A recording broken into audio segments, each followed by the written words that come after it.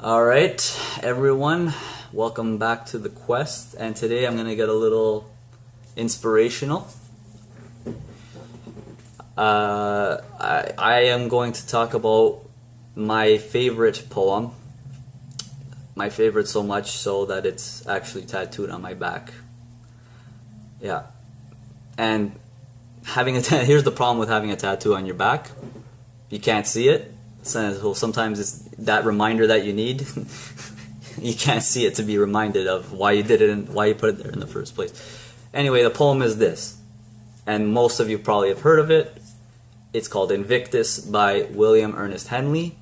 I'll just read it over quick, and then I'll go over my interpretations of it and why it's so important as a poem for me. Okay?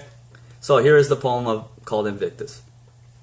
Out of the night that covers me, black as the pit from pole to pole, I thank whatever gods may be for my unconquerable soul.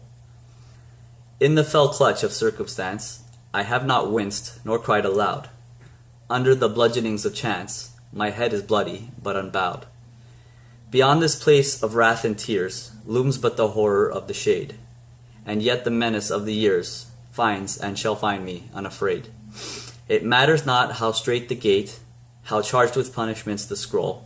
I am the master of my fate, I am the captain of my soul. So most people know that poem. Most people know that poem for the last verse. It matters not how strait the gate or how charged with punishments the scroll. I am the master of my fate, I am the captain of my soul. Those lines alone are very great, inspiring, and have captivated me before I even knew it was part of this poem. But I feel the whole poem is necessary and important to understand. Okay, obviously there's the movie Invictus, which is the Morgan Freeman, Nelson Mandela. That was his inspiration to get him through jail. Well, this poem's telling a similar story to that, and that's why he related so well with it. So, verse 1, I don't know if I'm going to have to do every single verse, but verse 1 is, out of the night that covers me, black as a pit from pole to pole, I thank whatever gods may be for my unconquerable soul. So, this guy's in complete darkness. That's obviously a metaphor for despair, right? Is he feeling despair? No, because he's thanking whatever higher power. That's why I like that. Even when this poem was written, who knows when, he said whatever gods may be. He didn't specify a god. Forward thinking for that time. For my unconquerable soul. He's already declaring that his soul is unconquerable, which Invictus, the word Invictus is Latin for unconquerable, undefeated, things of that nature. Okay? I'm like slouching. So next verse is, in the fell clutch of circumstance I have not winced nor cried aloud. Under the bludgeonings of chance my head is bloody but unbowed. This guy's been through a lot of crap. In the fell clutch of circumstance, I have not winced nor cried aloud. That could be a metaphor for anybody's suffering, whatever they're going through in life. The clutch of circumstance. Literally, that's whatever you're going through. This poem, I'm just realizing, goes great with the theme of what I've been focusing on lately.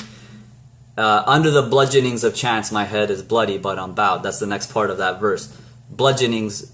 If you don't know what a bludgeoning is, it's a beating. It's like a blunt, whatever, of chance. So this verse is saying, no matter, and my head is bloody but unbowed. So what he's saying in a nutshell in that verse is, no matter what the hell is going on to me, what the outside world is doing to me, like physically, emotionally, mentally, whatever, and my head is literally bloody, because if I was actually getting hit in the head, I'd be bloody, but unbowed, meaning I'm not surrendering. That's why this poem's speaks to me on in ridiculous levels. But that verse, I'll get to this point at the end of the thing. So long story short, he did not let the circumstances and the beatings, metaphorically speaking, in any situation get to him, which is why his head is unbowed. It's bloody because in a metaphorical sense, you have to actually hear the crap, or if you're physically getting hit, you're gonna have to you're going to get hurt physically, but mentally he's not broken. And then next verse goes, beyond this place of wrath and tears looms but the horror of the shade, and yet the menace of the years finds and shall find me unafraid. Similar to the second verse. So this place of wrath and tears is, again, your circumstances. If it's a bad circumstance, I'm assuming. Looms but the horror of the shade. So the fear of death is my interpretation of that sentence. But that can go for any fear. So beyond this place of wrath and tears, so past this suffering that we're experiencing, looms but the horror of the shade. Looms a fear of death, fear of failure, fear of judgment, fear of whatever your fear is. And yet the menace of the years finds and shall find me unafraid. So for him specifically, no matter what all this crap is going on in this poem, he still says, the menace of the years, so all this stuff that has transpired over the years, the menace, he says, finds and shall find me unafraid. This is some guy in, like, I don't even know. I want to look up when he wrote this. I think it was like 1800s or earlier. Okay, and I believe it's like, if I'm not mistaken, his story was like that he wrote this while he was imprisoned or under torture or something. Okay, so then we get to the final verse. It matters not how straight the gate or how charged with punishments the scroll. I am the master of my fate. I am the captain of my soul. I'm doing this. It matters not how straight the gate or how charged with punishments the scroll. Meaning, in the literal translation, how charged with punishments the scroll, like what you're getting, like if you were to go to jail, let's say. But I think this is more of a metaphor to heaven or hell, like the judgment, so to speak, if you're like if that's part of your religion. But like he's basically saying, no matter what the judgments are and what's gonna transpire or what's gonna happen to me, I have control. I am the master of my fate and I am the captain of my soul. I mean, like, I don't know.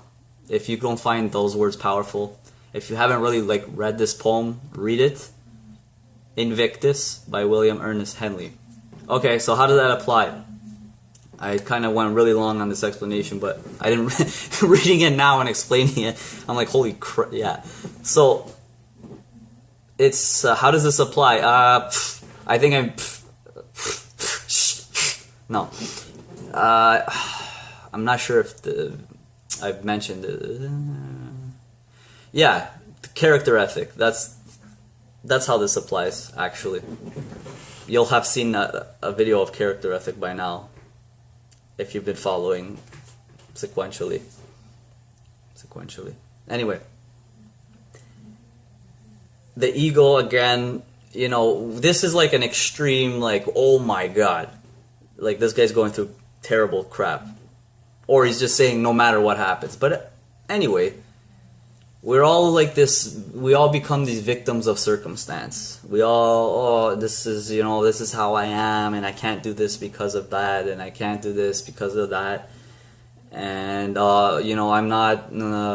I don't know. I don't have enough money to start a business. I'm not smart enough to start a business. I don't know how to do that. I can't, I can't draw, but I want to draw. So if you want to draw, learn to friggin' draw, or whatever. Just because you're not naturally, so to speak, good at something doesn't mean you can't become good at something.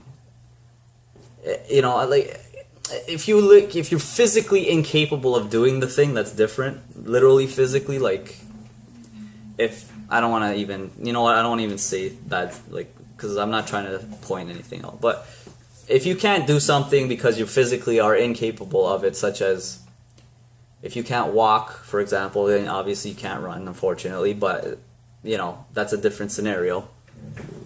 But I'm sure I'm not even gonna. Let's just get to the point of, for the general, if you want something, don't make excuses. That's the whole.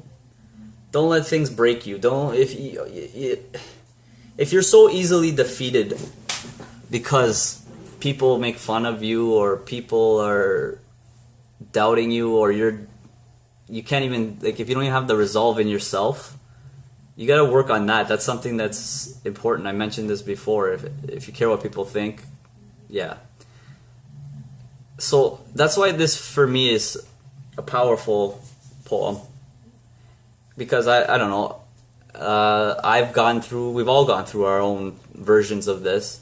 I feel like I've come out better every time the storm hits. I feel personally that I've come out better each time. People, that's the thing. It's either gonna make you or it's gonna break you. But at the end of the day, and I'm gonna talk about this, it ties into another thing of 7 Habits of Highly Effective People, which I haven't done yet. It's about how you deal with a situation as it occurs. You can either surrender and let it break you, or you can say, you know what, I'm stronger than this. I can fight this. I'm better than this. And it's a test of your character. So if you can't even tell yourself that you're capable, like you can do something, then how are you going to tell anybody else you can? And that's it. I'm going to leave it at that. Powerful, powerful poem. Read it, Invictus. It's it's a message that many years ago it was very strong for me. I've since then found a lot of other ones, but this one is inked. And it's one it can apply to any kind of circumstance and any kind of situation. So yeah, I'm gonna leave it at that. Stay inspired. That's the note. That's the message I'm gonna try to give today. And let's keep growing together.